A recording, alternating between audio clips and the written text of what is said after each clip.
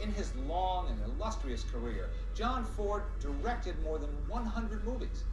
Many of them are considered classics: The Iron Horse, The Informer, The Grapes of Wrath, How Green Was My Valley, She Wore a Yellow Ribbon, The Searchers.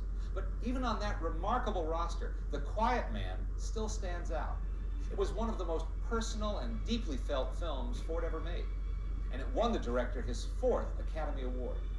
As usual, Ford was busy making a movie when the Oscar ceremony was held, so accepting for him was his friend and favorite star, John Wayne, who had many reasons to feel a part of this triumphant moment. Hello, I'm Leonard Maltin, and this shillelagh is a memento that's been in the John Wayne family for more than 40 years, ever since the whole family spent a summer in Ireland making The Quiet Man. We're here to tell that story, the years it took for John Ford to bring his project to life, and the battles he fought along the way, the stars who fought by his side and helped make his dream a reality, and the incredible extended family that gathered together to create this truly memorable motion picture. The story of The Quiet Man begins here, in the pages of the Saturday Evening Post. That's where Maurice Walsh's simple short story was published in 1933. 3 years later, John Ford purchased the screen rights from the author for $10, with the promise of more if he ever managed to make the film. John Ford was already considered one of the movie's top directors, though his greatest triumphs still lay ahead. He'd been making successful movies since the teens, films with heart and soul, as well as action and excitement. Ford was no company man. He made movies to please himself, and often drew on his strong Irish heritage. But no one wanted Ford's story. In spite of his huge successes at several studios, and in spite of his shelf full of Academy Awards, none of the Hollywood moguls thought this simple Irish story had any potential to attract moviegoers. In 1945, Ford visited Maureen O'Hara on the set of an RKO picture called The Spanish Main. 4 years earlier, he directed her in How Green Was My Valley, and they hit it off. Now, Ford told her about his pet project and offered her the leading female role. She accepted immediately and said she'd be ready whenever he was. The Irish-born actress was so committed to the project that in years to come, she even took down pages of the script in shorthand from Ford. Ford formed Argosy Productions with veteran producer Marion C. Cooper. They made successful films for RKO and MGM, but couldn't get The Quiet Man off the ground. In 1948, they thought they had their problems licked, but the necessary money still wasn't there. But Ford and Cooper were about to find a new home at the unlikeliest address in town, Republic Pictures. Republic was primarily a B-movie studio, famous for turning out westerns and Saturday matinee serials, and doing it on a tight budget. Ford's last film had cost over $2 million. For the same amount, Republic could and did turn out a whole year's worth of cowboy pictures. Republic did have one priceless asset, a contract with John Wayne. And Wayne thought Republic might give Ford a chance to make his Irish story. Republic's tough-minded boss, Herbert J. Yates, was trying to upgrade the studio's product. He jumped at the chance to have a man of Ford's reputation at his studio and signed him to a 3-picture deal. But he was no different from any other mogul in town. He didn't think The Quiet Man spelled box office, and he refused to do it unless Ford and his partner Cooper provided another picture first, one that made money. This is the movie that paved the way for The Quiet Man. John Ford directing a story of the U.S. cavalry with John Wayne in the lead? How could you lose? Rio Grande was the 3rd of Ford's cavalry films, following Ford Apache and She Wore a Yellow Ribbon. This one wasn't as ambitious or expensive. Yates made him trim his budget right to the bone. In someone else's hands, the film might have suffered, but Ford was on familiar turf, able to make a solid box office western with plenty of action and a sentimental human story audiences would like. He surrounded himself with familiar faces, including John Wayne, Maureen O'Hara, and Victor McLaglen. All had worked with him before, and all would join him 1 year later to make The Quiet Man. Ford's use of the same actors, both stars and featured players, over and over again was not coincidental. He felt a special kinship with these people, as they did with him. But no one had a longer and more successful relationship with Ford than John Wayne. On a 1959 television show, Wayne got to introduce his mentor, and Ford got to spin his tale of how Wayne's movie career came about. We started our association many years ago when he kicked me when I wasn't sitting down. I think he's probably the greatest storyteller in the business. Can't get his pipe on his mantelpiece for the awards, critic and academy that have been given to him for his work. To him, nothing is impossible for an actor. He's a hard taskmaster, but his ability commands respect. Every actor in Hollywood wants to work with him. I have only one bit of advice to the young ones. Don't ever disagree with him standing up. Liable to wind up like I did. Happy Ford. How do you do, Mr. Ford? You did introduce John Wayne into pictures, am I right? That's correct. Duke was an undergraduate at USC when I first saw him. He was young Duke then, now he's old Duke. He was our prop man, or third assistant prop man during his summer vacations. I asked him what he wanted to do, what he was studying for. He's taking pre-med, pre-legal, and he said, oh, he wanted to be a director. Eventually, he drifted into small parts and into bigger ones, and when the story of Stagecoach came along, I said I'd like to have Duke for it. And we got him in. Don't you want another sip? No, thanks. And there he is. And here he is. Wayne and Ford worked together more than a dozen times, not counting cameo appearances, radio and TV shows, and other favors over a period of 40 years. They made many landmark films together, but their relationship went far beyond that of filmmaker and star. While they were great personal friends, my father also had this respect that could be akin to a father and son relationship. He often asked for and took Mr. Ford's advice on things, but both with respect to his personal life and also his career. And whenever Ford wanted him, all he had to do was do this, and my father came running. Oh, he had enormous respect for him. I think he was intimidated by him a little bit, but I would say in a nice way. I think he would do anything for Uncle Jack because he respected himself. And I think Uncle Jack was right on about my father. He knew where he looked good. So my father I think, did well to trust him. He really knew what a fantastic director he is. A lot of people think he was the greatest director that ever lived. My father was one of those people.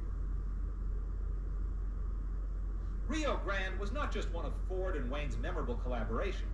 It was also the first time Wayne worked on screen with Maureen O'Hara, and their chemistry was undeniable. Carrying that around a long time, hoping someday to pull a little. I'll take the flowers now. My father was a major movie star, and I think that you have to kind of explode off the screen, you know, and be larger than life. And I think Maureen was a woman that could match him on the screen. Aren't you going to kiss me goodbye?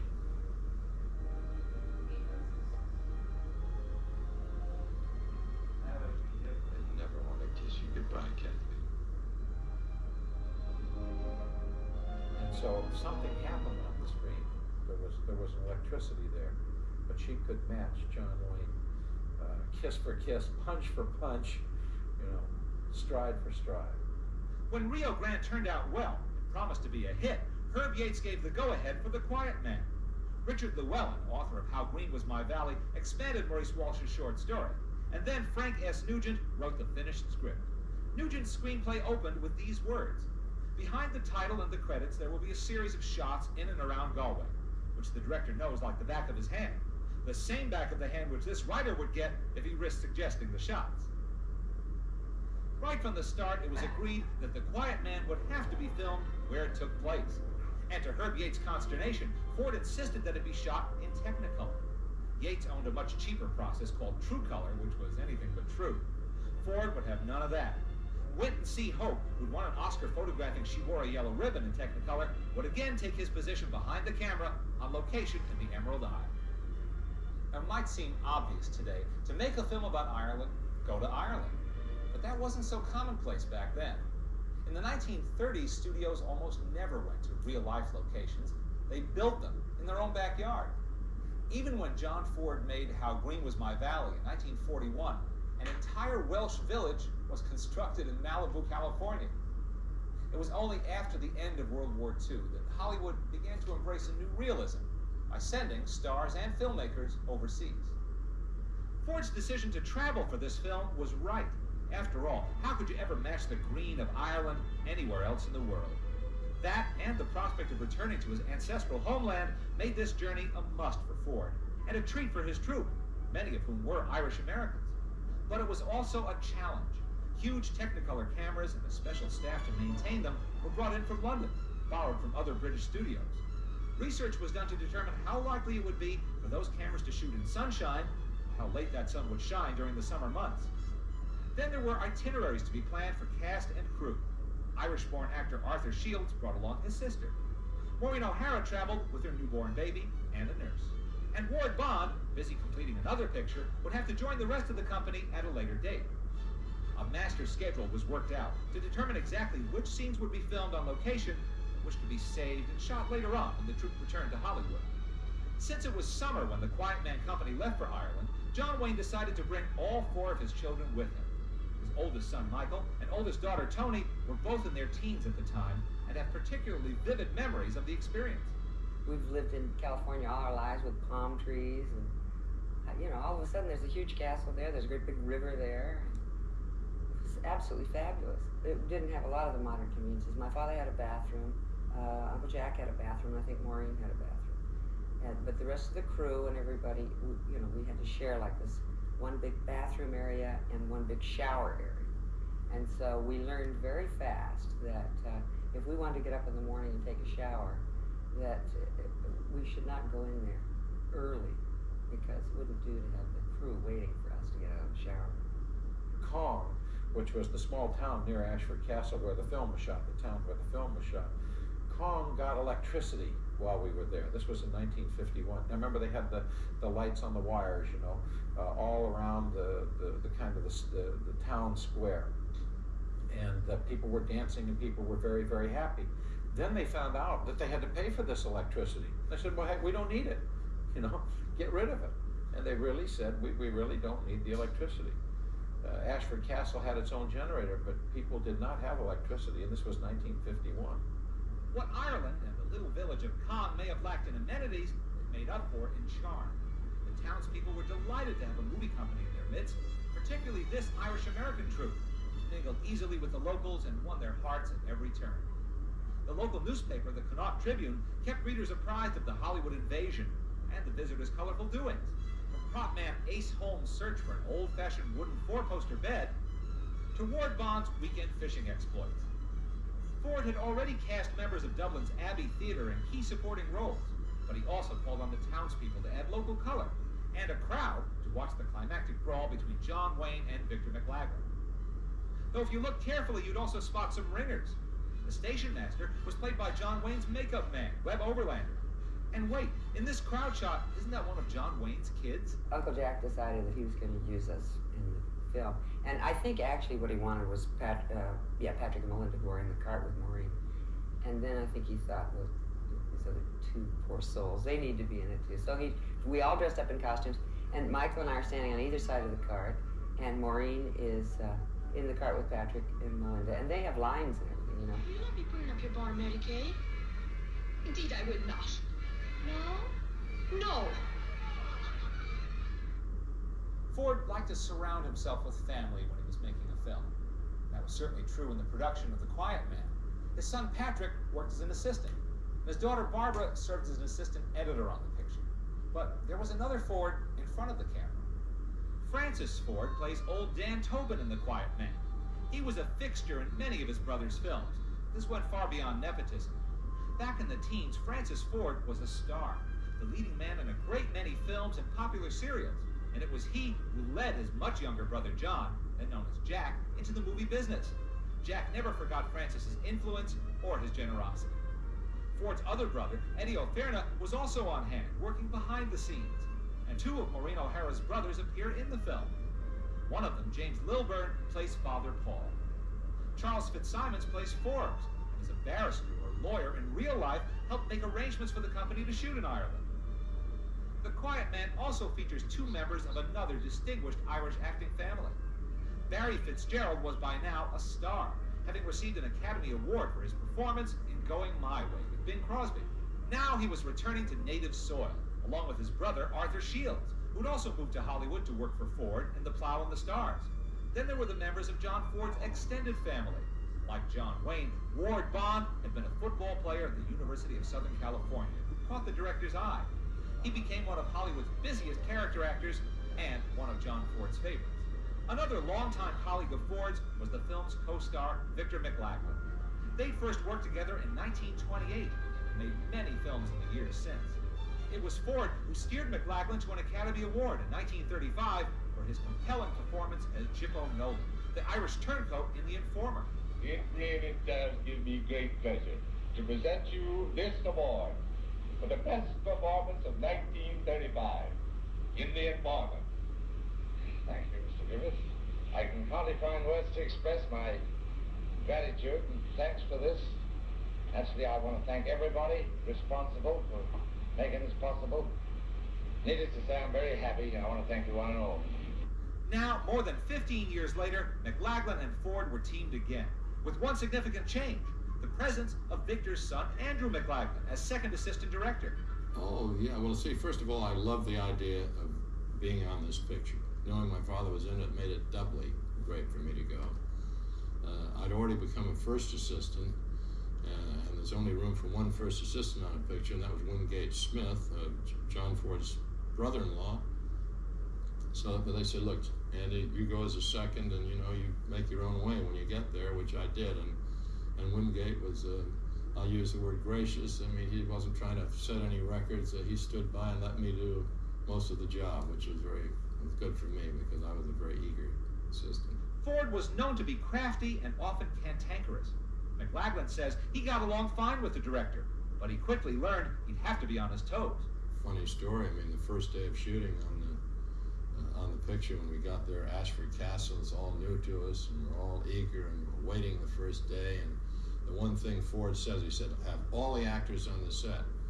And we didn't even say, yeah, but, what if, or anything, because we knew if he said it, he meant it, except for Francis Ford, because the production manager, Lukather, and I, and Wingate, that we decided that there's no way, there'd be no way that he would be working on that first day, right around Ashford Castle on the golf course. Ford walks on the set, puffing his pipe, sits down, and kind of waiting for the first word. Okay, Frank will be in the first shot. He looked around, saw that Frank wasn't there, and thought he'd give us a little bit of trouble, which he did. We had to lay a whole white beard on him, quicker than it had ever been laid before, like in 10 minutes. And by the time the camera was set up, Frank was in the first shot. McLaglen also learned right away what Ford could put his actors through, and what kind of stuff Maureen O'Hara was made of. It was one of the first things she shot, and one of the first, I asked Ford whether I should move some of the sheep dung off because I noticed what was happening in the rehearsal. I said, Jack, don't you want to move some of that sheep dung? I mean, the field was covered. Leave it there, he said. So Ford really dragged Maureen through a lot of it. And I'm sure she was a little bit black and blue, but that was very real. Even astute viewers would swear that every frame of the film was made in the Emerald Isle, but they'd be wrong. Not only were all the interiors filmed at Republic Studios, but a number of supposed exteriors were shot there too. This was the ultimate movie-making illusion. Long shots of the horse race were filmed on location, but many of the close-ups were inserted later on a Republic soundstage. Even the White-a-Morn cottage was replicated on a studio stage, with a bit of the country lane leading up to it. But when this particular scene, the morning after the wedding, was about to be shot, Andrew McLaglen noticed something wrong. I walked on the set, and something was wrong, and it suddenly dawned on me that they had on, the wardrobe man had put on their regular daytime wardrobe, and they didn't have on the wardrobe that they had on at the wedding, which they'd been drinking all night, right? So I went up to Jack and I said, excuse me, but I think that they're in the wrong wardrobe because the wedding, they're still drinking and they should be in their wedding wardrobe. Well, I could see that it was blank, but that was okay too. He said, you're right, that's a note I made. So we changed the wardrobe. Gave me some satisfaction, and I like the way he handled it. This is a copy of the original shooting script for The Quiet Man. Now, some of what was written here and intended to be in the picture never made it to the finished film, including the very first scene. Screenwriter Frank Nugent intended to introduce Sean Thornton on the train, bringing him to Castleton. There was even some banter with a mother and son in the same compartment. The son gives Thornton an apple. The scene was planned to be shot near the end of the film's production schedule. It never was. But anticipating that it would be, John Wayne is dutifully holding an apple as he disembarks from the train. In the script, there's much more conversation with Michelene as he takes Sean Thornton to his birthplace. And as originally written, when Sean first sets eyes on Mary Kate, she greets him in Gaelic. There are many other changes, small and large, one can find in the shooting script, but none so interesting as the first exchange between Michelene, Barry Fitzgerald, and Father Lonergan, Ward Bond. This is what we see in the finished film. Sean, I'd like to have a little word with Michelene here in reference to a... thing, Father. But we never do get to hear what the two men discuss. An original draft of the scene and the final script confirm what was deleted. It's here we first learn that Michelene is the official village bookmaker. And what's more, Father Lonergan is a very good customer who's financially behind the eight ball. The scene was shot and later cut at the insistence of Hollywood censors, the Production Code Administration. For a film that deals with sex and marital relations in such a forthright manner, The Quiet Man had relatively few problems with the censors, except in the state of Ohio, which insisted that this short scene be cut. Impetuous. Homeric. Even with these cuts, the film still ran long, much longer than Republic Pictures' boss, Herbert J. Yates, wanted it to. He told Ford in no uncertain terms that The Quiet Man could run no more than 2 hours. Ford's final cut, after all the trims he could bear to make, was 2 hours and 9 minutes. So he tricked Yates and told him he'd cut the film down. Then he had a screening for the studio boss and other company executives. They loved the film and eagerly anticipated the climactic brawl between Wayne and McLaglen. But at exactly 2 hours into the film, just as the fight was about to start, the screen went blank. Ford looked at Yates and said he couldn't think of any way to cut the film down, so he figured he'd just stop there. Yates gave in. The film remained 129 minutes long. All the film's ingredients blended together in perfect harmony, and even Herb Yates had a feeling he had a hit on his hands. This is how Republic promoted their picture in the original Coming Attractions preview. I'd like to tell you about The Quiet Man. He's John Wayne in a picture you'll soon be cheering. It's the story of Sean Thornton, a right-intended man who came from America to forget his past in Innisfree. There he met a fiery red-headed lass, and the village marriage broker went to work. That's a pretty bonnet you have on. Bonnet? Don't you be talking to me about bonnets. After leaving mine stuck up there like a... Easy now. Have the good manners not to hit the man until he's your husband and entitled to hit you back. Then her bully of a brother, Red Will Danaher, refused to pay her rightful dowry.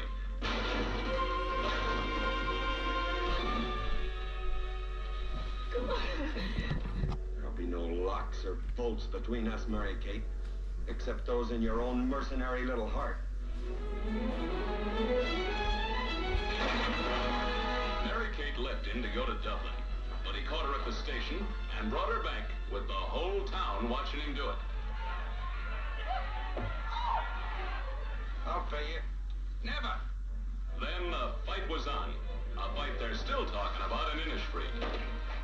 It's a wonderful picture. The finest ever brought to the screen by John Ford, and he's won 3 Academy Awards.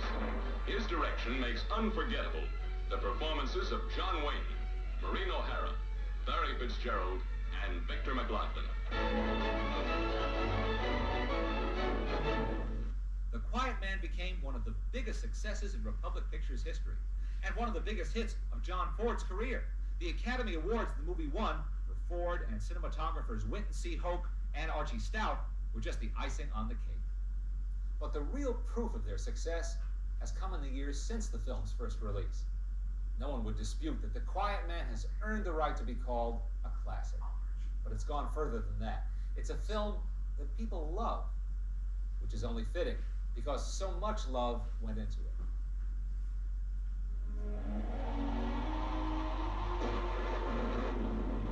In Ashford Castle, towards the end of our location shooting, we had a dinner, big dinner planned, with Ford sitting at the end of the table, and we were all in this long, long table just like this. And he got up and made a very soul-searching kind of a speech, where he said it was so happy, he was so happy to be here with making this film, which was his dream film to make, with all the closest friends he had in the business, and Duke and Victor and Ward and Maureen. And he said, this to me would be the perfect way for me to end my career. In other words, he was inferring that with this tremendous big family gathering, that this was his swan song. Well, that was 1951, and he went on through 1963, so he went on another good 12 years after his swan song. The Quiet Man turned out to be the film John Ford hoped it would be. Moviegoers have always cherished it, and it seems likely they always will.